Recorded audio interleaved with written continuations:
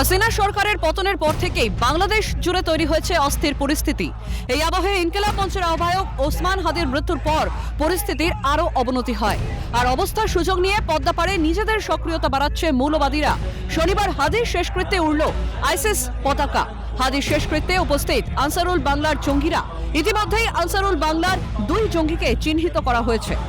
জানা যায় ওসমান হাদির শেষকৃত্যে উপস্থিত ছিল জসিমউদ্দিন রহমানিয়া এবং আতাউর রহমান বিক্রমপুরী নামে এবিটির 2 শীর্ষ নেতৃত্ব। অন্যদিকে ঢাকার রাজপথে আইসিস পতাকা নিয়ে মিছিল করে কট্টরপন্থীরা। বাংলাদেশে মৌলবাদীদের এই দাপাদাপি নিয়ে উঠছে প্রশ্ন, হাদির মৃত্যুর আছিলায় কি সন্ত্রাসবাদীদের মদত দিচ্ছে ইউনূস? বাংলাদেশ কি জঙ্গিদের হাতে চলে গিয়েছে?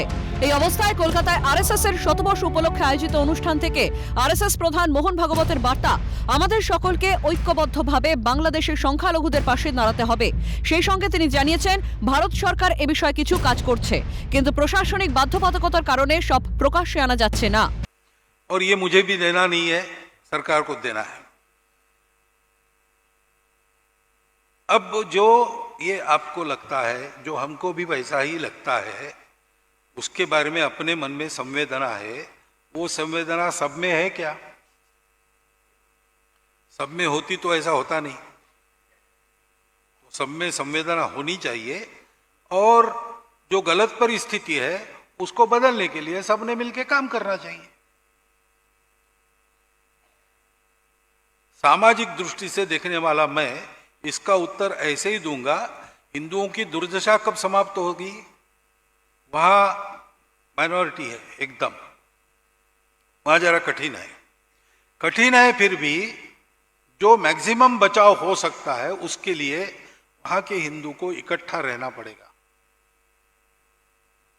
और दुनिया भर के हिंदुओं को अपनी मर्यादा में रहकर उनकी कितनी मदद कर सकते हैं, जो और जितनी कर सकते हैं उतनी सब करनी पड़ेगी, हमको भी करनी पड़ेगी और हम तो वो कर रहे हैं।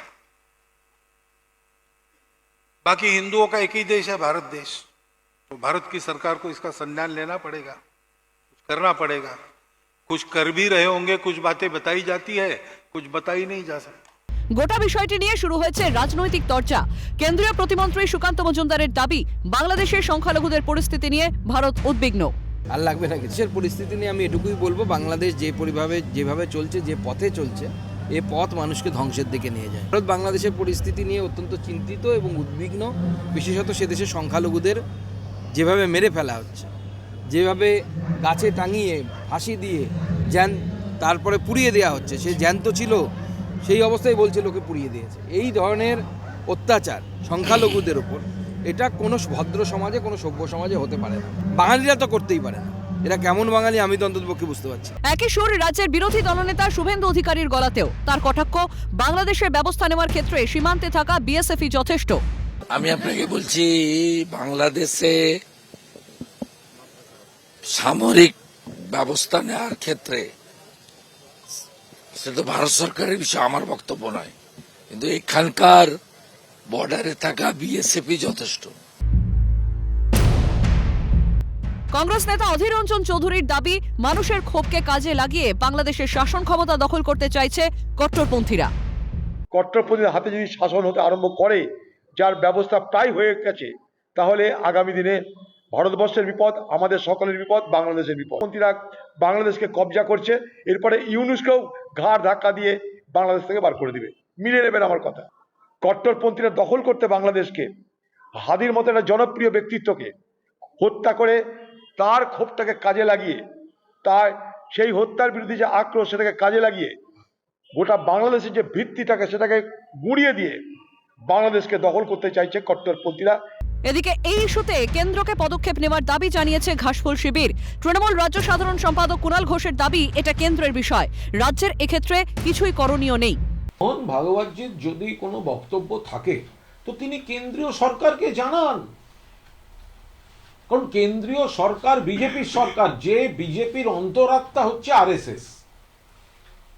তো তাহলে মোহন ভাগবতজি তার উদ্বেগ বা তার চিন্তা কলকাতায় বসে প্রকাশ না করে দিল্লিতে বসে নরেন্দ্র মোদী, অমিত শাহর সঙ্গে কথা বলে তারা, আপনি একজন সিনিয়র, আপনি তার বক্তব্য আপনি জানাবেন তাদের কাছে।